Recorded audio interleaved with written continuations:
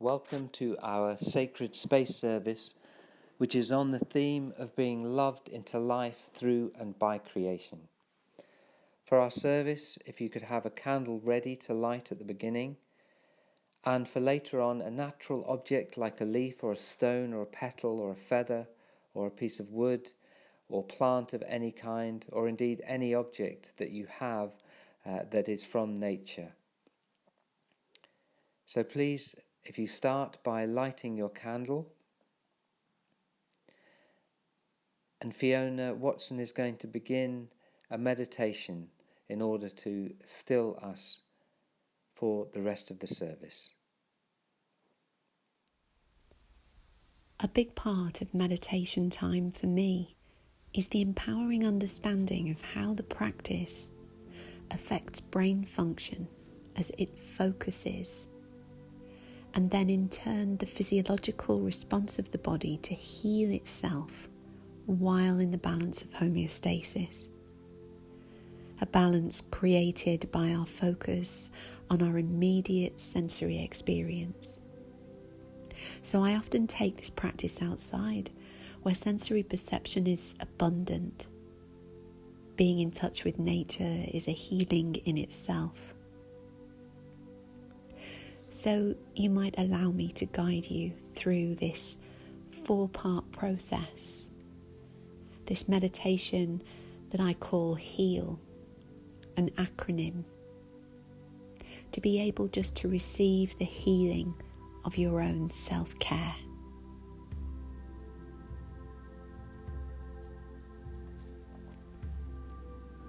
You might begin just by sitting comfortably,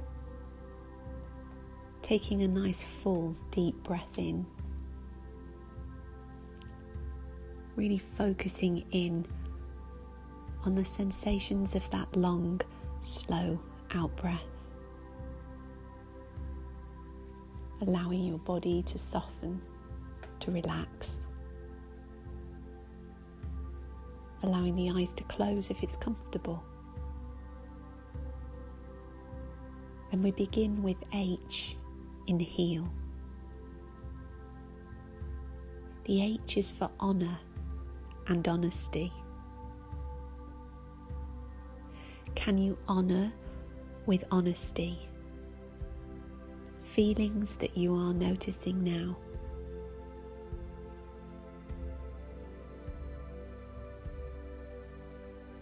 There may be a circus full of emotions that you're aware of as you step back.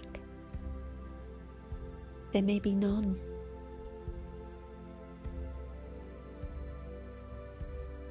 What about the feelings that you've wrestled with recently? Can you lay them here in this larger space, outside of yourself? Honouring your feelings means not judging. Not judging yourself for feeling this in any way.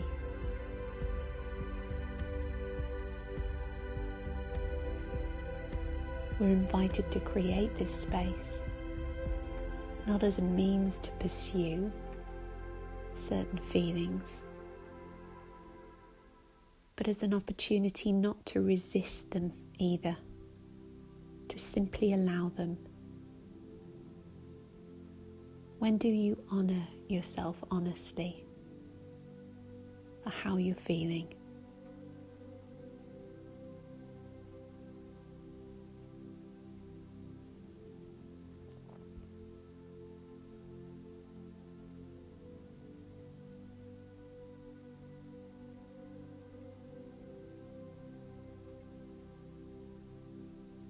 Before leaving this space, your invitation is simply to notice the feelings that you might honour honestly, more readily, that arise within you. They may be the uncomfortable feelings, but they may also be feelings of joy or content that are very easily brushed aside in favour of other things. Can you see yourself holding these in your hands with a caring and compassionate awareness?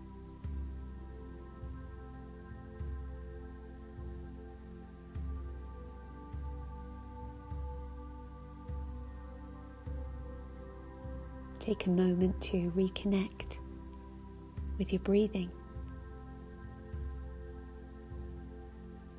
Sensations on your body, in your body, and the sounds around you.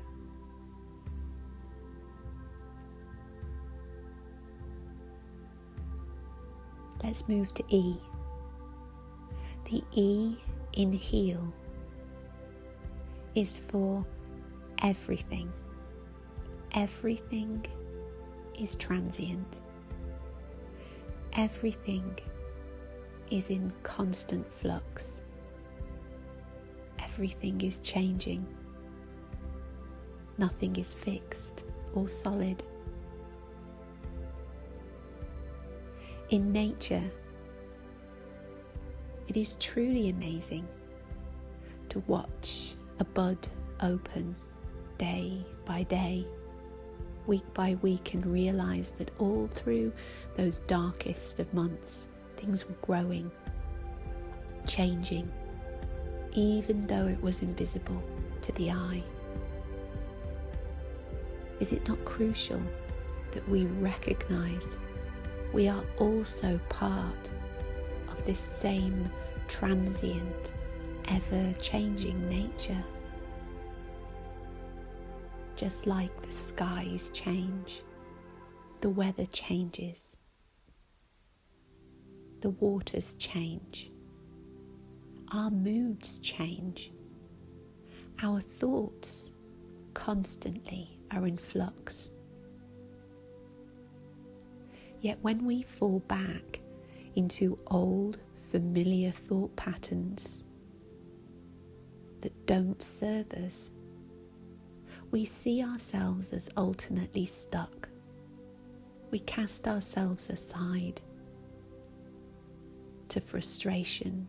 We lose hope. It feels like the inner voice says, "Here you are, back again. This is the true you." But the truth is, this is just another facet, another remembered experience. It is not who you really are. If we could just glimpse in those moments of challenge that we will feel differently later, for no apparent reason. When they arise, we can recognize them as old and familiar behaviors, and that it doesn't mean it's who we truly are. It is not the essence of us. Nothing is fixed, nothing is solid, and without any effort they will move on if we honor them honestly. They can evolve and they can change.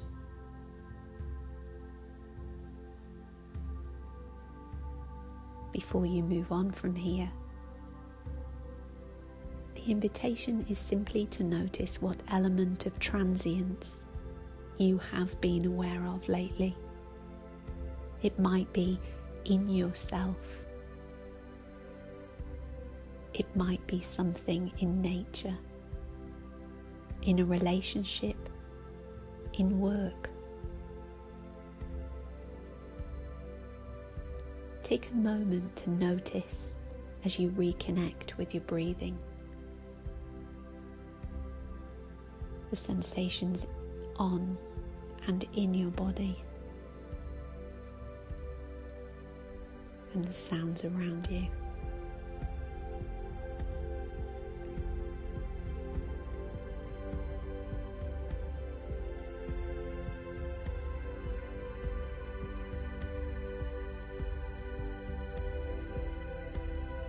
Let's gently move to A in heal. A is for allow. allowing. We spend much of our time striving to change. Whilst a certain amount of action is necessary, it becomes all-consuming. We forget to rest, recover, and heal.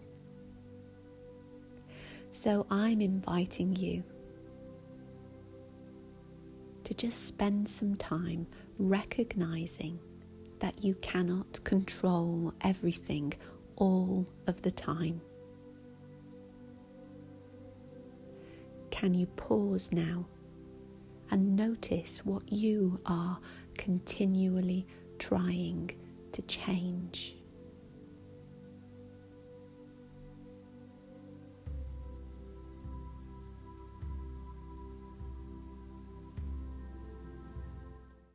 I would like to introduce our service by reading a poem called The Peace of Wild Things by Wendell Berry.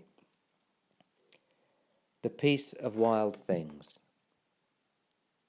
When despair for the world grows in me, and I wake in the night at the least sound, in fear of what my life and my children's lives might be, I go and lie down where the wood drake rests in his beauty on the water, and the great heron feeds. I come into the peace of wild things, who do not tax their lives with forethought of grief. I come into the presence of still water, and I feel above me the day-blind stars waiting with their light. For a time I rest in the grace of the world and am free. It is a poem that expresses how the power of nature has the capacity to heal our wounds, release us from anxiety, and to use a phrase from our last sacred space, to love us into life. It seems particularly powerful at this time, where, despite being in the middle of a world pandemic, nature seems to be coming alive. The birds somehow seem louder and the spring flowers more colourful, and our yearning for nature deepens. So during the service we are going to hear some stories of how nature and creation has loved different people into life. And our hope is that it will bring back similar experiences for you. After this, we are going to look at how even in lockdown, where many of us are confined to our houses, we can still be nurtured and healed by nature. So let me just read the Wendell Berry poem again. When despair for the world grows in me, and I wake in the night at the least sound, in fear of what my life and my children's lives might be, I go and lie down where the wood drake rests in his beauty on the water, and the great heron feeds. I come into the peace of wild things, who do not tax their lives with forethought of grief. I come into the presence of still water, and I feel above me the day-blind stars waiting with their light. And for a time, I rest in the grace of the world and am free. At the beginning of March, I got someone round to prune my apple tree. The neighbour, who seems to know everything about gardening, advised us that it needed to be pruned back so harshly that a pigeon could fly through it. Well, by the time my friend had finished his so-called pruning, I reckon that Dumbo the elephant could have flown through it. My bare apple tree reminded me of a picture that I had painted some years back. So I went up to the attic to find this picture and looked at it, and these are the words that I wrote at that time. It said, "I am a tree. Lord, there are parts of me, my roots, which when buried are unseen and they seem harmless. But when they're exposed by weathering and hard times, I and everyone else can see them for what they are. But Lord, these ugly roots are part of who I am. They give me life and spirit and understanding and have helped to form me into the person I am, a loved child of God. You should see my apple tree now. Not even a blue tit could get through it, let alone a pigeon.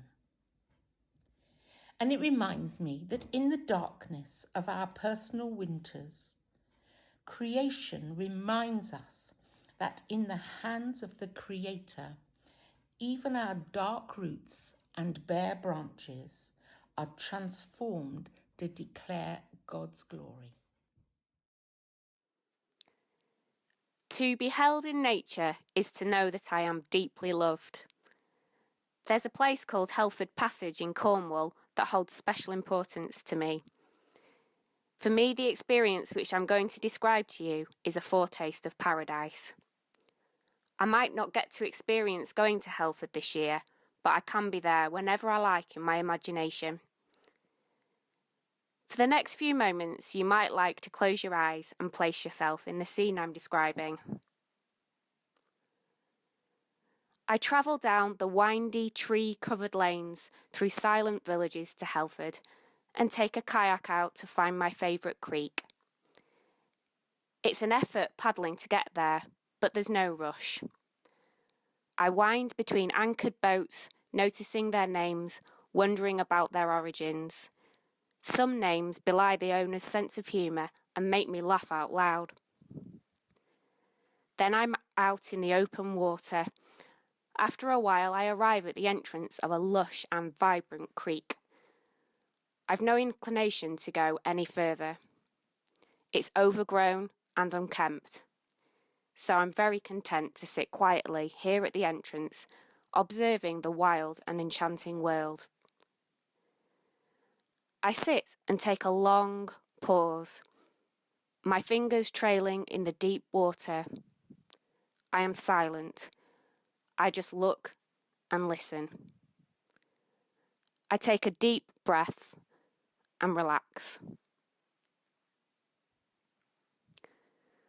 Quietly, I am bathing in my surroundings, held by nature, by the strong water, the view of the hills rolling into the inhabited creek, and the exotic and soaring sounds of the wildlife. I'm not thinking about anything other than what I'm doing right now.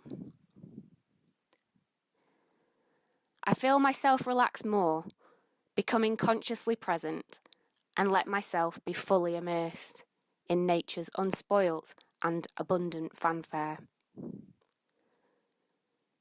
I've discovered a secret world, wild and free, lost in time. The perfectly layered sounds of the birds, the creatures, the water, and the bulrushes brushing against each other exude contentment. All of nature is loving, embodying what it was created to be. Together, everything revels in a beautiful, collective, and exuberant song. Everything feels harmoniously connected. Here is a precious moment of peace, healing, release even, and so I lock it deep inside me to treasure and to savour.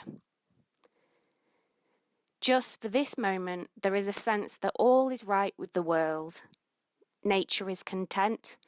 I am content. Everything is as it's meant to be. I'm thinking that this really is what it's all about.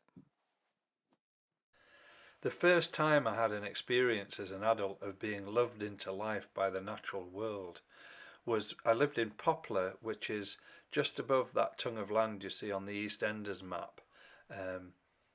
It's in the middle of Tower Hamlets. It's a very deprived area, and I was studying theology and I lived there. And it's full of concrete and tarmac and glass, and they were just building Canary Wharf, so it was even more like a building site, and there was hardly anything natural. But on the way to the tube in the morning, one year, I suddenly noticed the cherry trees were coming into blossom, pink and white, and in the middle of what seemed a wasteland, there was this unbelievable beauty. And it made me realize, in this time when a lot of us are locked down, some of us may be fortunate enough to have the natural world around us, others there may be only a little piece of the natural world. But even in those little slivers of nature, they can affect us and change the way we see ourselves. It was like being at a wedding watching this blossom.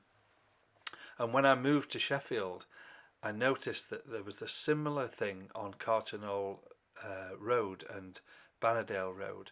And I kept saying to myself, one day I'm going to go there, I'm going to stop the car and I'm going to walk down, especially Bannerdale Road, and experience this almost bridal feeling.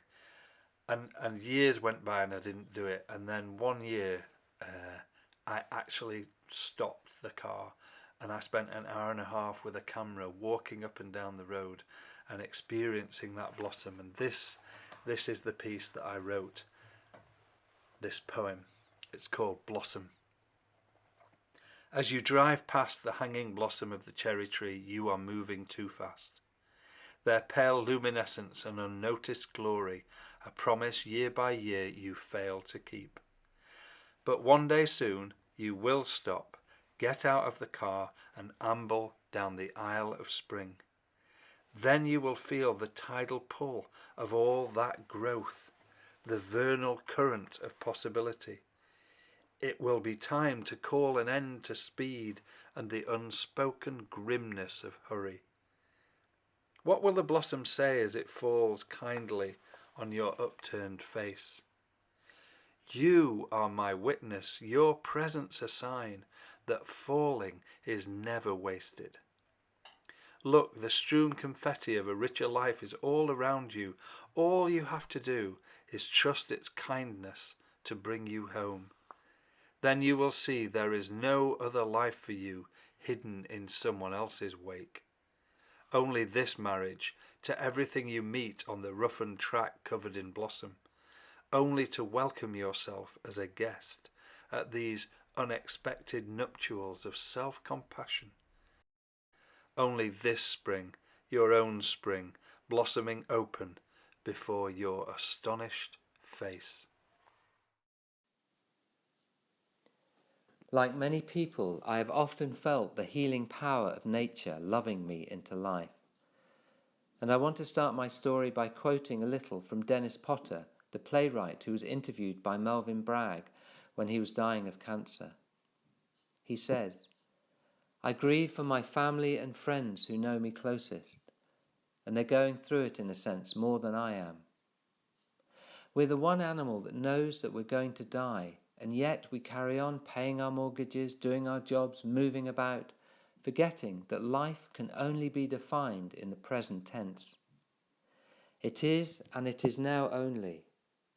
I mean, as much as we would like to call back yesterday, and indeed yearn to, we can't.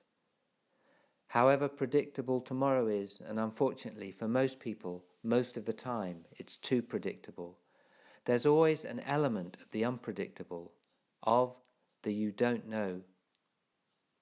The only thing you know for sure is the present tense, and the nowness becomes so vivid that almost in a perverse sort of way, I'm almost serene. You know, I can celebrate life. Below my window in Ross-on-the-Wye, there is this blossom out in full bloom. It's a plum tree, and it's white. And looking at it, instead of saying, oh, that's a nice blossom, I see the whitest, frothiest, blossomest blossom that ever could be. The nowness of everything is wonderful. There's no way of telling you, you have to experience it. But the glory of it, if you like, the comfort of it, the reassurance. The fact is, If you see the present tense, boy, do you see it, and boy, can you celebrate it. For me, like Dennis Potter, the beauty of nature has many times brought me into the present tense and made me receptive to its healing power, and with it the healing power of God. Even in lockdown, I go outside into my garden and spend time simply sitting and looking at the ceanothus tree or Californian lilac. And its buds are the bluest blue you can imagine, and from inside you hear this constant soothing buzzing of bees who are busily seeking the nectar secretly hidden in the buds. And at that moment, like Wendell Berry, I rest in the grace of the world and am free. We've heard stories from people who have shared how creation has restored and nurtured them, how creation has loved them into life, allowed them to rest in its grace and feel free. But how can we receive this grace in the midst of a global pandemic, where many of us have not been able to go outside into the park or woods or countryside and have been stuck indoors? How can creation love us into life and replenish us in this context? And I think to help us, I'm reminded of the story of a Holocaust survivor who tells the story of where he lived in terrible conditions of squalor, surrounded by ugliness, decay, and death. He and many others lived in terribly cramped, unhygienic conditions, and each day were led out through the camp huts, surrounded by concrete and high forbidding fences. Everything seemed grey and dusty and dark as they were led out into a large concrete yard where they had to work. And on the edge of this yard, the man noticed a small yellow flower, probably a weed, that had managed to grow through the concrete. It seemed the only thing of colour and beauty amongst the greyness of the uniforms, the concrete, and the smoke-filled skies. And this man fixed an image of this frail yellow flower in his mind and waited each day to see it. This fragile yellow flower became a symbol of hope, beauty, and life in a world of despair, ugliness, and death. It gave him the strength to keep clinging on to his life. He rested in the grace of this fragile yellow flower. I think this story may teach us two things. The first, that we should be grateful for the things we have and try and cultivate a heart that is thankful for what we have, and to spend time focusing on those things. Meister Eckhart said, if the only prayer we ever said was thank you, that would suffice. So I'm now going to lead you in a short meditation to help us look at those things which we may take for granted.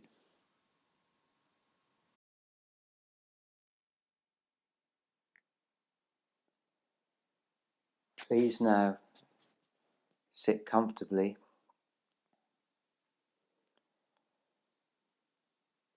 and just become aware of your breathing.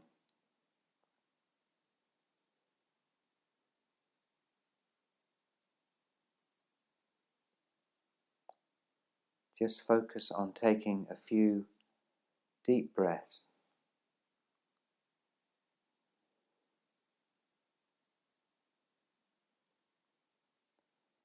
And begin to slow down your breathing.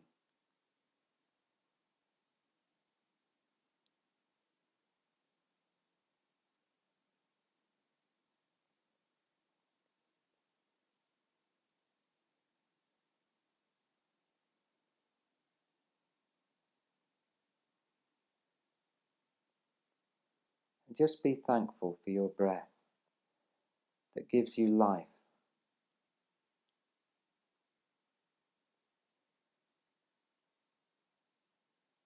That is the very breath and spirit of God, that flows through you.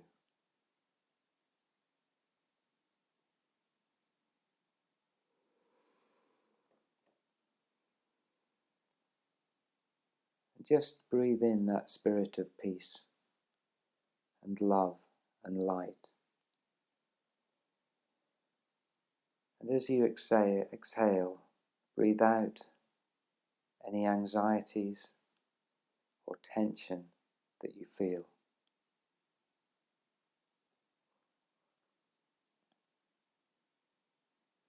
Just continue that pattern of breathing in peace and love and light, and breathing out anxiety and worries and tension.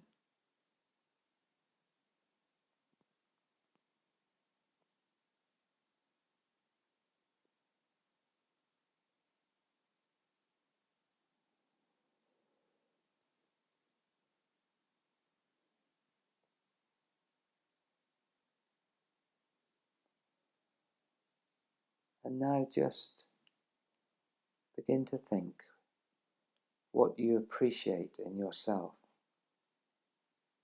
What are you grateful for within yourself?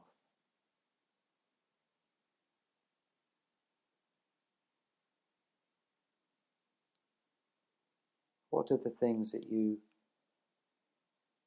admire about yourself, that you like about yourself?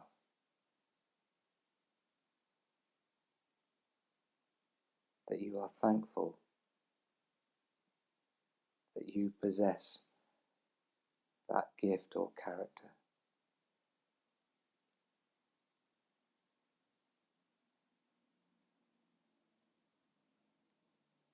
And just appreciate yourself.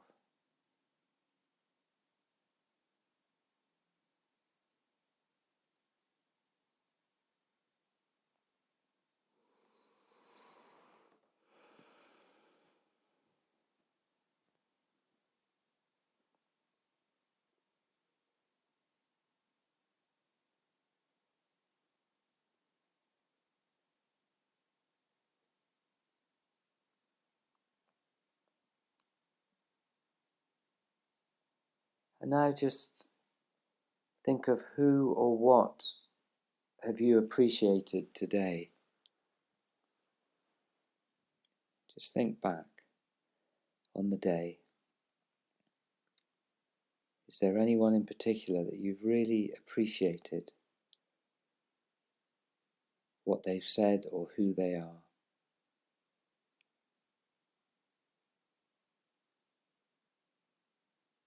Or is there something other than a person that you've really appreciated?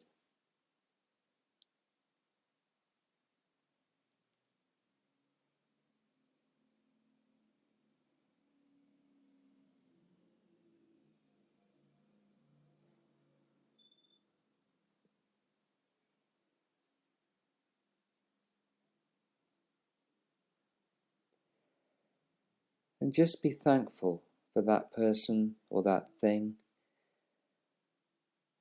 and be grateful for it.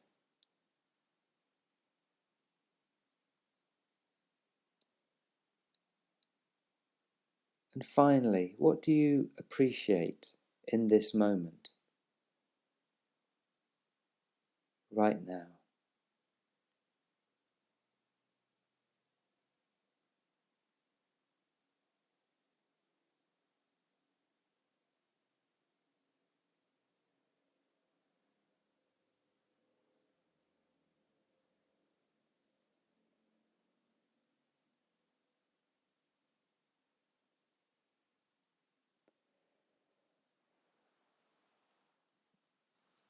And give thanks for that.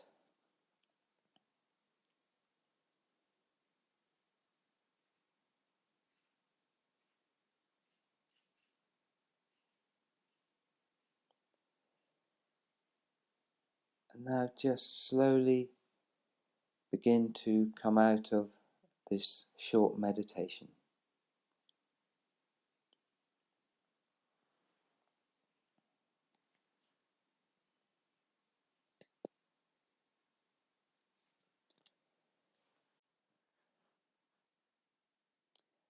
Thank you. Heather, one of our team, has said that one of the things that's really helped her during this lockdown is to write a list of 10 things at the end of the day that she's appreciated about that day. Now, the second thing I think we can learn from the story of the Holocaust survivor is that we can actually focus on one natural thing, and that thing might seem very ordinary, but if we can focus on it and go back to it time and time again, then we can actually receive, like the Holocaust survivor, and rest in the grace of that natural thing, whether it's a leaf or a piece of wood or a stone or whatever it may be. So now Adrian is going to lead us in a meditation that will help us just to focus on the one thing that we may have brought to this service now.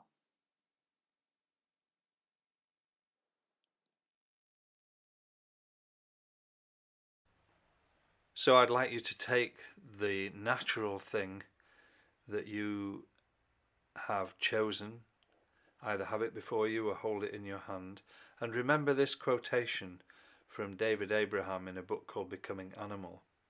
Language for traditionally oral peoples is not a specifically human possession, but is a property of the animate earth in which we humans participate. Everything has a language, everything can speak to us, everything contains within it the power of the one who created it. And I just want to share a short piece from a really beautiful book called Derek Jarman's Garden. Derek Jarman was a film director, made very powerful films, and contracted HIV/AIDS and went to live in Dungeness, which is a pebbly coastal area, in this little cottage. And he says this: "When I came to Dungeness in the mid-80s, I had no thought of building a garden. It looked impossible. Shingle with no soil supported a sparse vegetation. Outside the front door a bed had been built, a rockery of broken bricks and concrete, fitted in well. One day, walking on the beach at low tide, I noticed a magnificent flint. I brought it back and pulled out one of the bricks. Soon I had replaced all the rubble with flints. They were hard to find, but after a storm a few more would appear. The bed looked great, like dragon's teeth, white and grey. My journey to the sea each morning had purpose. I decided to stop there. After all, the bleakness of Prospect Cottage was what made me fall in love with it. At the back I planted a dog rose. Then I found a curious piece of driftwood and used this, and one of the necklaces of holy stones that I hung on the wall, to stake the rose. The garden had begun." Derek Jarman, in those last days and years of his life, took one thing every day that he found and held it and contemplated it. The invitation to each one of us now is to take that thing that you have found and contemplate its language, the way it speaks to you, the way it holds a conversation with you.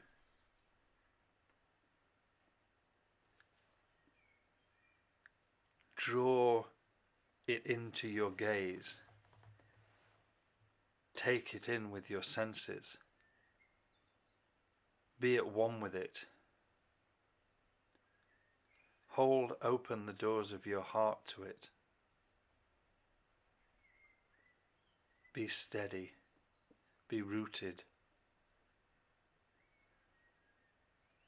Breathe slowly with this one thing from the natural world.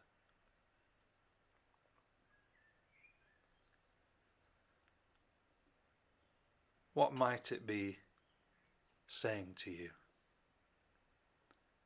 What was it about it that caught your attention? What is the conversation between you and this thing?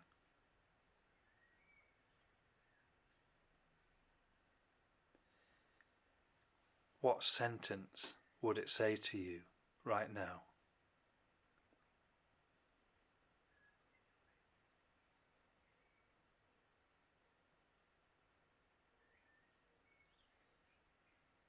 And how would you respond?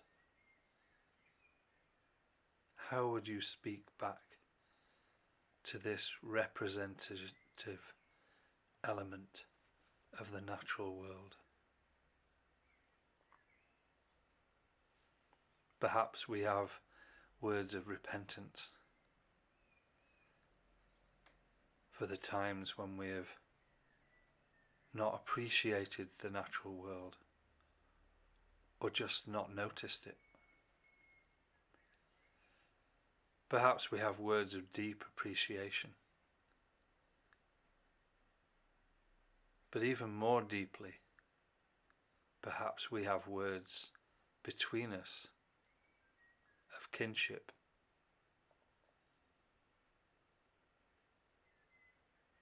We are animal.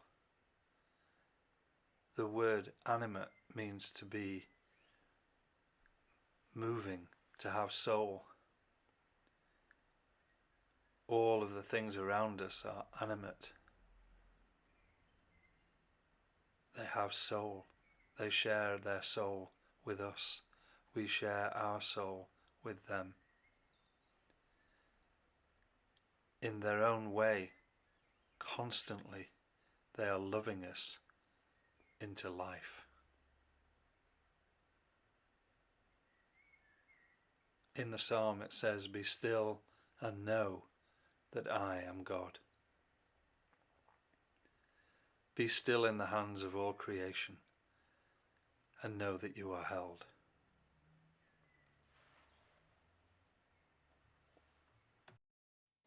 Deep peace of the running wave to you. Deep peace of the flowing air to you. Deep peace of the quiet earth to you. Deep peace of the shining stars to you. Deep peace of the gentle night to you. Moon and stars pour their healing light on you. Deep peace of Christ, the light of the world, to you. Deep peace of Christ to you.